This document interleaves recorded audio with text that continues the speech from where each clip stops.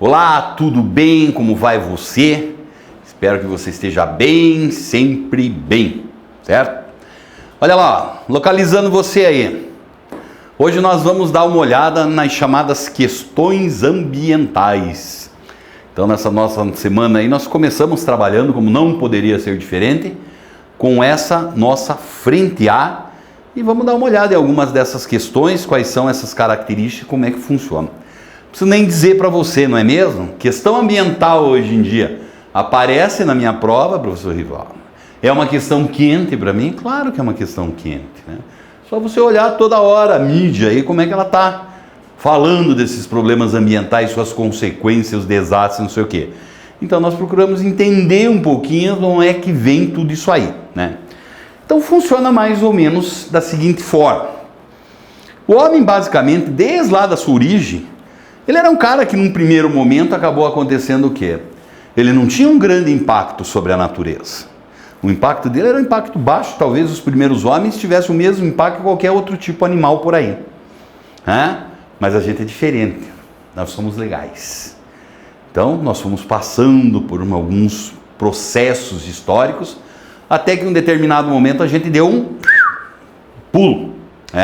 Mais ou menos 10 mil anos atrás, nós fizemos aí a chamada Revolução Agrícola. Antes nós só vivíamos de coleta. Não, agora a gente aprendeu a plantar. E essa Revolução Agrícola foi muito importante na história da humanidade por conta de quê? Por conta que foi a primeira vez na história do bicho-homem que ele conseguiu produzir mais do que ele necessitava. E o que isso gerou? O agricultor, ele conseguia alimentar mais pessoas. E essas pessoas não precisavam mais ir atrás de alimentos coletar. Então elas ficaram assim, então agora eu vou ficar de boa aqui.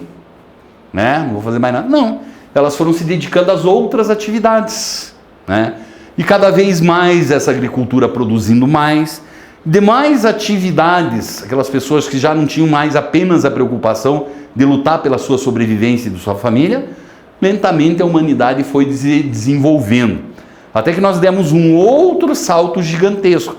É claro que você percebe que a partir dessa Revolução Agrícola, a gente já começou a impactar o ambiente numa velocidade maior. Só que acabava acontecendo que ainda era muito pequena, não era fruto de preocupação. Mas a tal da Revolução Industrial, meu querido e minha querida, esse sim, ou essa sim, tratou de fazer o quê? Ali nós inventamos um bicho que foi a tal da máquina. Todas as consequências ocorreram, possíveis. Mas a principal talvez que ela aumentou muito significativamente a capacidade do homem em produzir o trabalho. Sua capacidade de interferir no meio. E de lá para cá o que é que acaba acontecendo? A gente vem cada vez mais aumentando essa nossa capacidade. Só que para aumentar essa nossa capacidade, nós também estamos consumindo uma quantidade muito grande e cada vez maior dos chamados recursos naturais, que vão ser representados principalmente pelo quê? Pelas fontes energéticas, para manter todo esse trem funcionando aí, todas essas máquinas. E além dessas fontes de energia, nós temos o quê também? Necessitamos cada vez mais de matérias-primas, as mais variadas possíveis.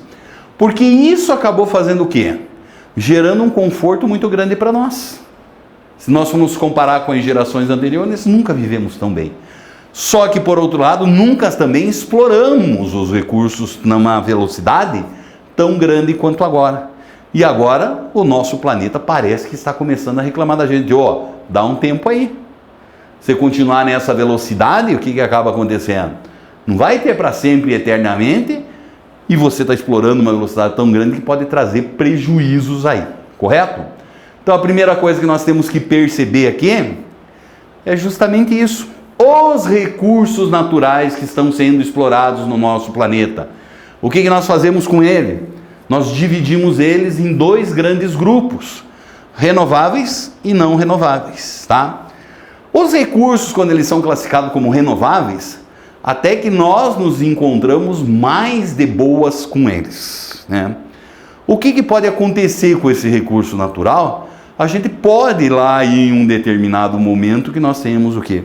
Utilizamos, a natureza consegue produzir ele novamente, ou por outro lado, nós, homens, mulheres e crianças, A humanidade.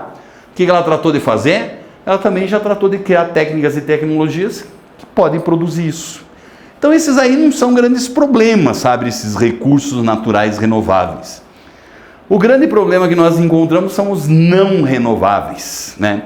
E quando nós falamos de não renováveis, basicamente nós temos que lembrar que esse conjunto de não renováveis estão relacionados principalmente com os recursos minerais, né? Esses nós não sabemos produzir. E a Terra vai levar o quê? Um tempo que é um tempo gigantesco. Só que a gente vem se apossando e utilizando esses recursos aí em uma velocidade muito grande. E eis o problema que nós temos. Beleza? Então, qual é a saída para tudo isso? Nós temos que diminuir esse consumo. Só que daí, para diminuir o consumo necessariamente, o que acontece com a atividade econômica? Nós temos que colocar um freio nessa atividade econômica também. E se nós colocarmos um freio nessa atividade econômica, é crise econômica. A crise econômica não agrada muito.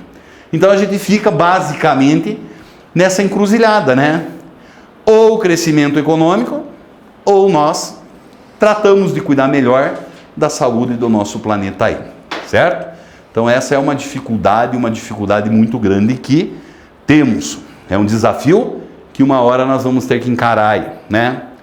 E quando nós falamos aí desses problemas ambientais, desses recursos que nós estamos utilizando, presta atenção você, que existem os mais variados possíveis. Entre eles se encontra o quê? Ou esses recursos chamados biológicos, onde nós temos processo, por exemplo, como desertificação dos solos e desmatamento, né?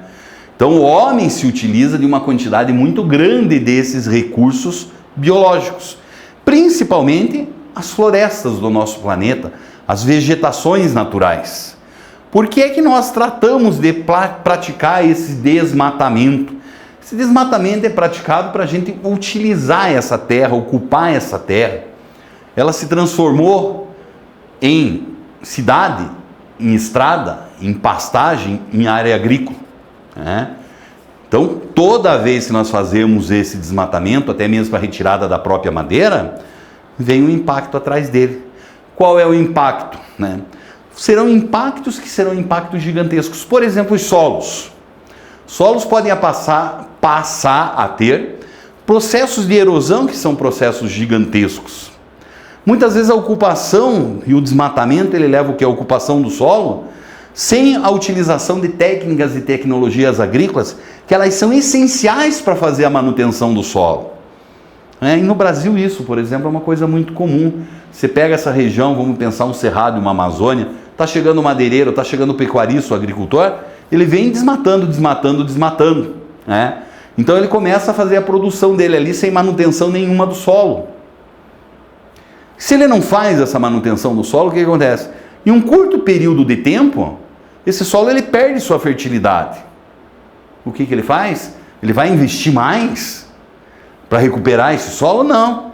Ele ataca novas áreas de floresta, tá? E o que ficou para trás? Por exemplo, o que ficou para trás pode passar por um processo de desertificação. O que consiste esse processo de desertificação? É assim, eu sempre uso essa ideia, que eu acho que é uma ideia legal.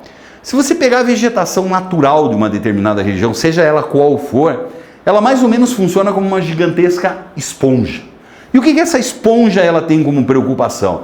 Ela tem como preocupação, antes de tudo, em reter a umidade.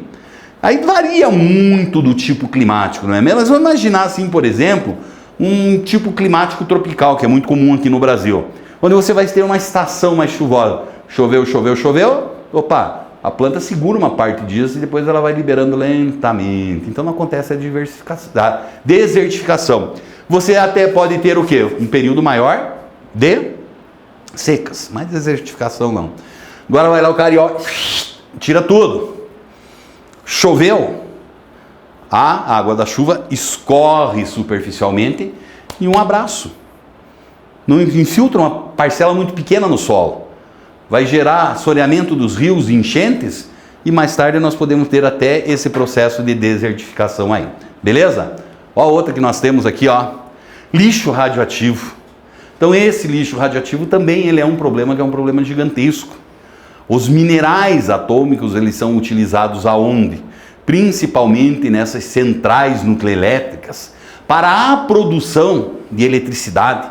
Só que acaba acontecendo o quê? Devido ao processo que nós usamos de fissão do átomo, esse lixo, essa sobra do que nós temos, ela fica emitindo radiação por um período muito longo de tempo.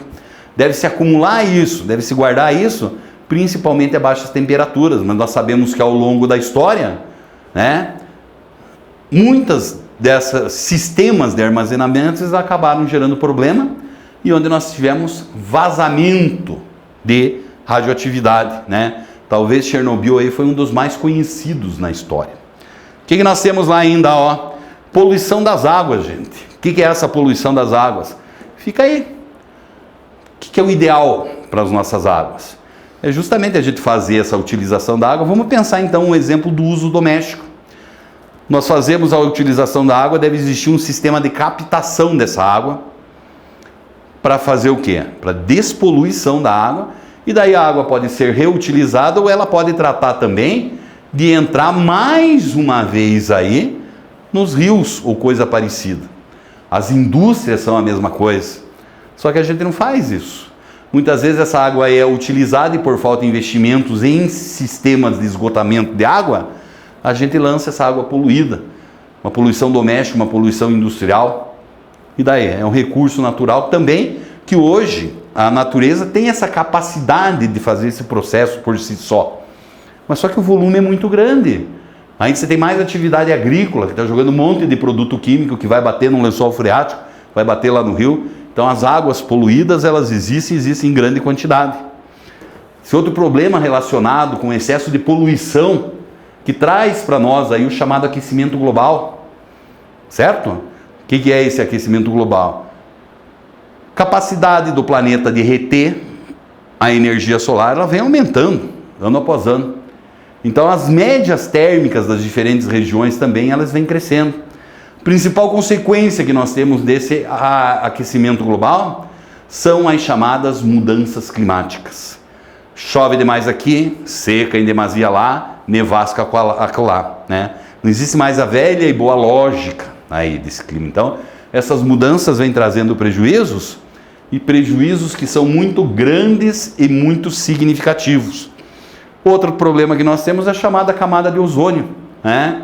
Lançamos uma quantidade grande de gases, principalmente representados pelos clorofluorcarbonos, que vão lá e destroem a nossa camadinha de ozônio, que ela é essencial. Por quê? Porque a energia solar, ela manda diariamente uma quantidade muito grande de raios que são danosos para os seres vivos, ultravioleta. A gente sempre teve essa camada para nos proteger e cada vez a gente está destruindo ela mais, né? Então esses são alguns problemas que nós encontramos relacionados com essa questão aí ou com as questões ambientais. Mais uma vez eu digo para você, ler a apostila, fazer exercício. Isso sempre vai te ajudar e te ajudar muito. Tudo bem? Tudo legal? Então tá bom. Um grande abraço para você.